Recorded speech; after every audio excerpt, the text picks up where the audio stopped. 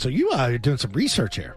Yeah, so Cam the intern Got his own podcast. got his own podcast, but it looks good. Looks good. Logos, good Maybe graphics. it sounds good too. Oh, Cam, hardworking kid. Cam? Yeah. Every day that kid's stock goes up a little Doesn't bit. it? A little bit. Ryan, her three on the way. It's good off the backboard and in.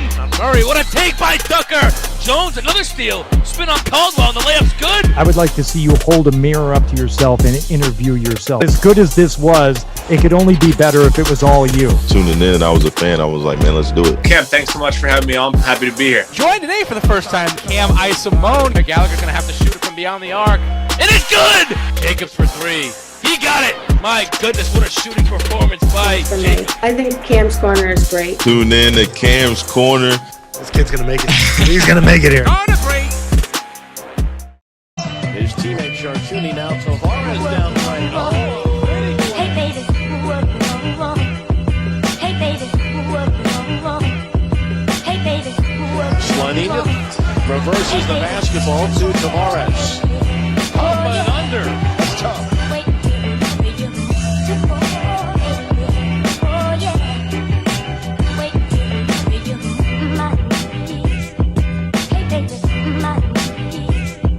Penetrating kick for a better look.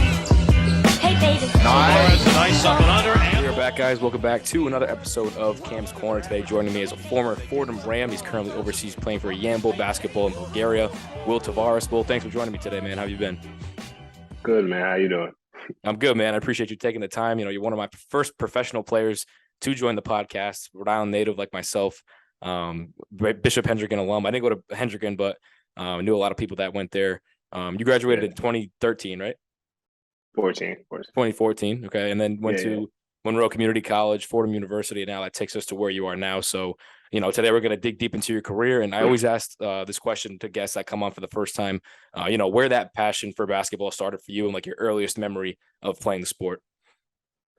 Honestly, it started late. I was a football guy, you know, so I looked up to Reggie Bush a lot. I even wore his number like most of my life. I honestly didn't start taking basketball serious till about sophomore year, junior year of high school, when I realized, you know, I had a talent for it and I grew. And my love for football just wasn't the same after, you know. Right. Size caught up. I wasn't as strong as most of the kids at Hendricken, which you know is a powerhouse for football. And I think I just leaned more towards basketball. I feel like I had a bigger future for that. So, yeah, when you made that transition to basketball, you know, at the early stages and stuff like that, who were some like role models, like, you know, professional players maybe, or people in your life that you looked up to that, you know, helped you, one, model your game, and two, just as like an athlete in general? In the NBA, I would say like guys like Allen Iverson. I didn't like copied his hairstyle, and Kobe. From Rhode Island originally, I would probably say Ricky Lito. You know, one of the first to actually make it to that big stage. That's the one I looked up heavy to while I went to Hendricken.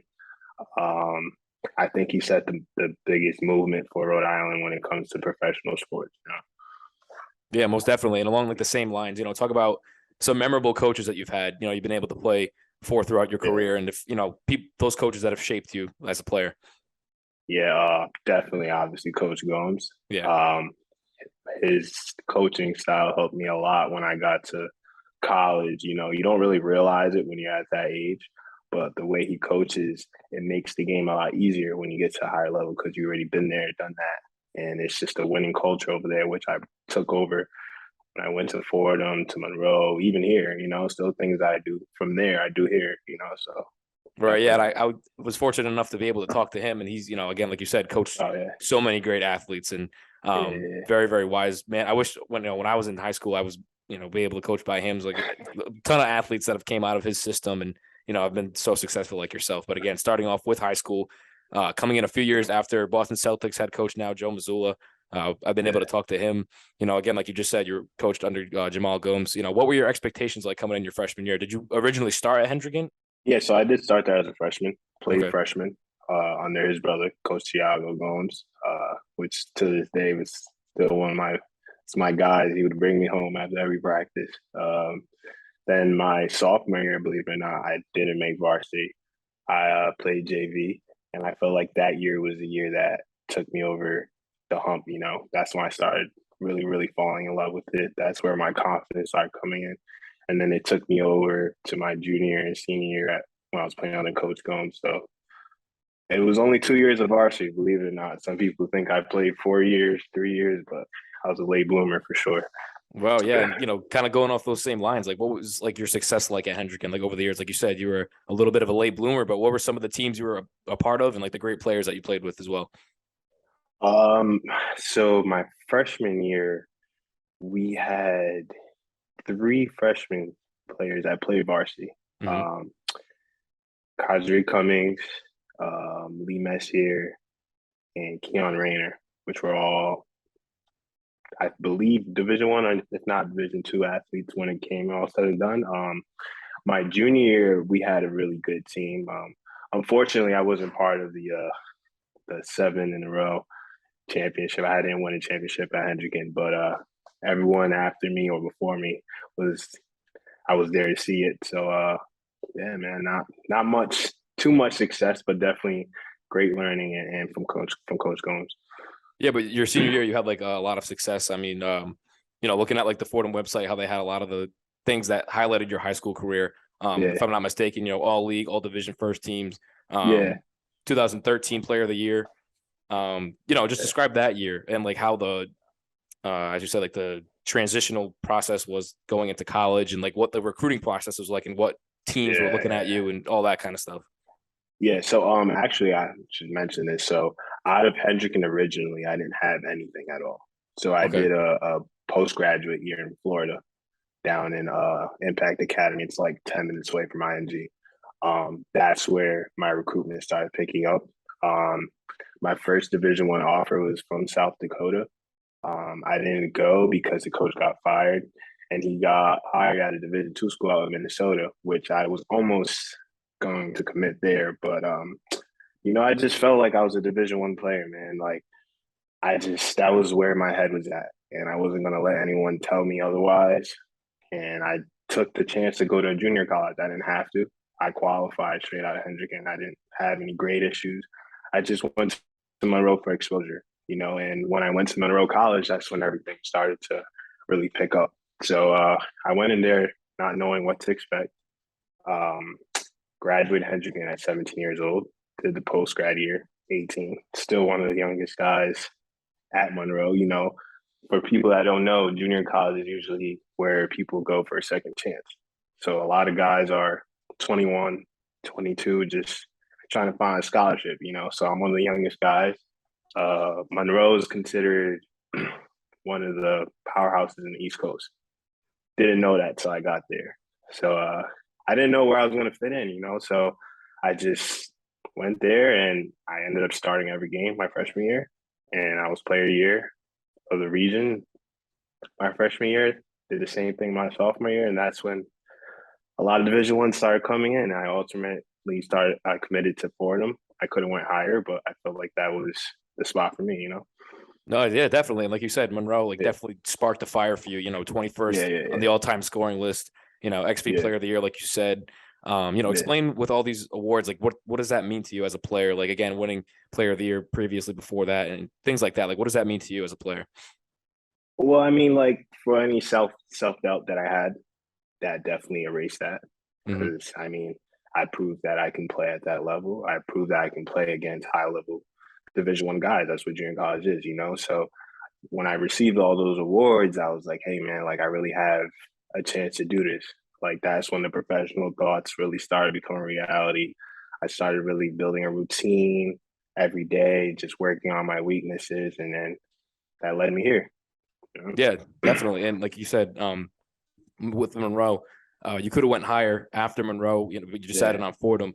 Just elaborate a little bit on that. Like, what were the types of schools that were offering you, and what was your mindset like going into deciding on predominantly in Fordham? Yeah, so I went to a All-American junior college camp after my freshman year, my player year. So I had about a good amount of Pac-12 schools, a lot of West Coast schools. They like bigger guards. I took a visit out to Fresno State, San Jose State, Rhode Island, Providence, Bryant schools, a lot of Rhode Island schools. I committed early though, so a lot of the bigger schools that didn't really have a chance to come in. So I took a visit out to Fordham, I believe, right before my sophomore year. It just seemed right, man. Like, I don't know if you've been there before, but the campus is beautiful. It's right in New York City. I was already in New York because of Monroe, so I felt like that was an easy transition to begin with. The coaches told me I would play right away, and that was one of my biggest things. I didn't want to go too high and have to just sit there and wait for my opportunity. I wanted to play right away. Yeah, exactly. So for Fordham was perfect for me, educational wise, athletic wise, everything. Yeah, I love that mindset. Like when I was going, my first year in college, I went to Rhode Island College. I didn't. Right now I'm at URI, but I spent 2 years at Rick. And my not profession, but my major and stuff. What I want to do is I want to become a broadcaster. Obviously for basketball, because basketball is my number one passion. But this podcast and all that stemmed from that. And URI has given me so many opportunities to reach out, like people like you, and ex-players. Like they just kind of, like you said, they reach out, and everything happens for a reason. So with that decision, definitely it helped you succeed, going down the line. But I would like to, highlight stuff from your play style, and something I like to pick out in players that I have on the show is like key parts to their game and things like that. So, watching some of your tapes, I've seen, you have very high shooting percentage, very explosive around the rim, just kind of elaborate on your game and how you've been able to, mold it into what it is now. Yeah. So I can remember when I first started picking up the ball, I was just a shooter. I wouldn't leave the 3-point line. I would just shoot. And then as I started getting older, I would get more athletic. I was getting more athletic, I should say. And my game going to the basket started becoming not my main thing, but like what I would look to be my go-to, So then I started mixing both together, which kind of led me to be the scorer I am today. Helped a lot at Monroe. I feel like I gave a lot of defenses troubles because you didn't know if you wanted to go under screens, over screens. I feel like I'm really good in transition. That's why I really thrive. So that's where my game became complete. So I feel like when I got to Fordham, they added the defense aspect to my game. They were really huge on defense, and they made me guard the ball 94 feet, which today has helped me tremendously playing professionally. I can score the ball. I can guard 94 feet. I can guard your best player, so it's kind of made me a complete player. So obviously I still have weaknesses, but, we're still working on that for sure. Right. And, talking a little bit more about Fordham, you spent your junior and senior year there playing in the A-10, again, in the same conference as URI, which I mentioned. I go there now. So, like you said, you're from Rhode Island. So just talk about a little bit about those Rams matchups, what it was like, going to them and them coming to you and stuff like that. Man. So we played at URI my junior year. That was my first year at Fordham. That was crazy. I had all my friends there. I started that game. That was one of the 10 games I think I started. Didn't play too well, which seems to be like the normal thing for guys coming back home. I was a little nervous. My mom, probably one of the 5 games she's ever been to in my life. So, I was really nervous for that, but we got the win. That was the most important thing. My senior year, that was when URI was ranked top 25, I believe. So that was like guys like Jared Terrell, E.C. Matthews, those guys. They had came to Fordham. They slapped us up a little bit, but, it was a great experience, and that was a good year for me too. And I still have the most respect for Coach Hurley. He sat down with me, went on a visit. And even after that game, he's just like, man, your improvement from Monroe to your senior, it's 2 different people, So I have the ultimate respect for that guy for sure. Yeah, definitely. Now your senior year comes around, you lead the team in scoring, second in rebounds, fourth in steals and everything. And once you graduated, how long was it until you got a professional deal with Bulgaria? I mean, was that the first deal that you got, or how was that process like for you? Yeah, so that's when the journey really started. So after my senior year, I had got hurt halfway. I just had got a cortisone shot in my knee, for people that don't. That helped me play almost the rest of the season. I missed the A-10 conference play. It started to wear off, so I had to get surgery right after the season. Originally, the recovery was supposed to be 5 to 8 weeks. It ended up turning out to close to 4 months, I would say. So that kind of made me postpone my NBA workouts that I did have. I couldn't really do any pre-draft stuff. I was still recovering, and that first year after graduating Fordham, I didn't play at all. I had an agent that promised me a whole bunch of stuff. It didn't happen. I was still recovering. It was a really bad year for me, and I would say it molded me to be who I am today. Like if you ask most people, they say Will's very resilient when it comes to basketball. Like I never gave up. I'm here because I worked hard. And I really honestly believe that.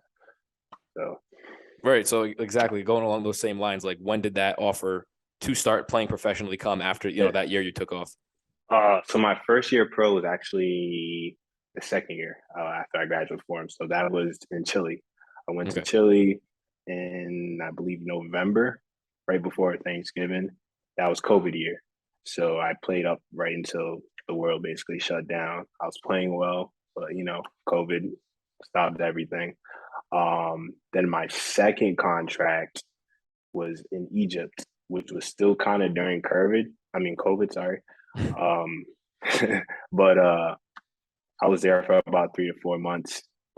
Season, we barely played any games just because COVID caution and stuff. And then last year, I actually was with the Salt Lake Stars of Utah Jazz G League team. I was there for about almost 2 months, maybe a month and a half. But because of medical conditions and stuff like that, I actually stopped playing basketball for about 3 to 4 months to get that situated. And that was last year I came back probably around April, I would say, March, April. So I was basically sidelined from about November to April, that got situated, I got cleared, and I spent this whole summer just getting back in shape, played with my Cape Verdean national team, which is out in West Africa. So we're in World Cup qualifiers right now. We actually have last round in this February coming up. So that's pretty exciting. And then that led me here, playing well with the World Cup qualifiers. I got noticed, and I'm here in Bulgaria. So this has been your first official year with the program, right? Full year, yeah. Bulgaria. So something like that, it really catches my eye with, players that come out of college and starting to play professionally is that transition. You know what I mean? Like, obviously, as a player, I've only played in high school, and obviously never took the playing route, but the pace of the game and all that, it just seems so much faster. And I feel like the adjustment is very, very crucial for, again, young college kids coming into a professional scene. So for you, what was that transition like? Your first year with Chile and then now where you are in Bulgaria? Yeah. So Chile was it was fast paced, kind of run and gun type. Egypt the same. G League was, similar to NBA style. Guys are trying to prove themselves to get that 10-day or standard contract, whatever it is. So that was cool. This year in Europe, it's I wouldn't say they're as athletic as me, but they're very, very smart. So you look at players like Luka, like Joker, like all those type of guys, it's literally a mind game with these guys, So that's the biggest transition, just knowing when to attack, when not to attack, understanding that they rely on help defense out here. It's not one-on-one. Everything's team basketball. Even the lifestyle, like everything you do is team oriented. There's no single guy here, and like everyone's together, and I feel like that's the biggest transition. Still learning, there's certain reads are very different from American basketball, but I'll definitely say the way they play the game's a lot different. It's not as fast, but it's definitely strategic for sure. Right, definitely. And like you said, that transition and the style of play is much different. And again, like the transitions from, IQs and things like that. But as far as like competition, how have you seen like the competition going against, now professionals? It's kind tough, of along man. the same lines. Yeah. Yeah. It's tough. I'm not going to lie. Obviously I have the confidence that I'm unguardable. Like that's how I should be. But, it's just guys out here that could really play. They're really physical. They may not look it at all. You may look at somebody and be like, oh man, there's no way. But once they step on that court, They fear nobody, just like you, and it's professional. It's how people feed their families, and people are playing like that's all they got. So you have to take that into consideration and do what you do as well. Yeah, definitely, man. And I wish you the best, and I'm glad that you reached out.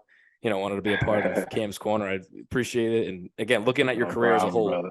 yeah, to kind of just sum everything up. What is I always ask all the guests at the end, like, what their most memorable moment of their whole career is, like a memorable moment that sticks out to you, and that stays with you to this day. Even it could have been last week, it could have been 3 years ago, like something that just truly sticks with you that that's with you to this day. I'd probably rewind to my senior year at Fordham.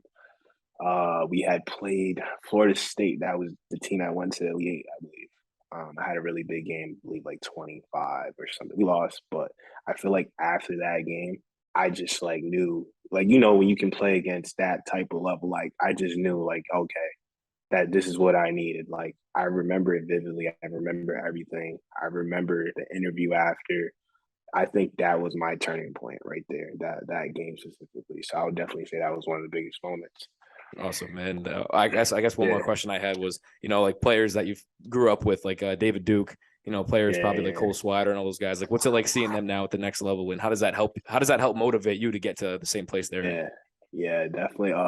So David's someone I grew up with. I'll actually send you a picture later. Like, he was tiny, like 10 years old. To see where he's at now it's crazy, man. It's crazy because we worked out with the same trainer. I've literally watched him grow up to who he is today, and I've been to a few Nets games, and it's crazy to just see him there. With guys like Kyrie, people I look up to, Right. KD and stuff like that, and it's crazy. Cole too, man. Like, I've known Cole since he was young, man. To see him there with Bron now, it's crazy, man. I just hope that more Rhode Island people can get to where they're at. It's obviously still a goal of mine to get there, and I'm gonna keep chasing it for sure. But I'm gonna do what I gotta do for now, and we'll see where it takes me. Yeah, for sure, Will. I wish you the best, man. All the guests I have on, I like to ask, to close it out, like, what'd you think of Cam's Corner, and who might you want to see as a featured guest, along the line? Yeah, man. I think you're doing big things, man. There's not a lot of people, I would say, in Rhode Island that is doing what you're doing. So definitely stick with it. I would definitely say, does it have to be an athlete? Does it matter? Athlete of like any sport usually. I mean, I like to talk to a lot of Okay. people of the sports culture, but I mean anybody really. Let's try to get David on here, man. I Yeah. think that would be good. David or even Cole. You had Cole yet or no? No, not yet. No. Well, one of them two, for sure. Or another professional player. I'm sure I'll help you out with that for sure. But yeah, man, let's try to get some more pro guys in here and let's get this thing going, brother. I really think you have a future in it. You have like your questions are just like spot on. Like, it like leads on to the next one, man. I really enjoyed it. Hopefully you can share it, send it to the people back home, and hopefully they enjoy as well. I got you, brother. No problem. Thanks. I'll stay in touch, man. Thank you. All right, brother. See you.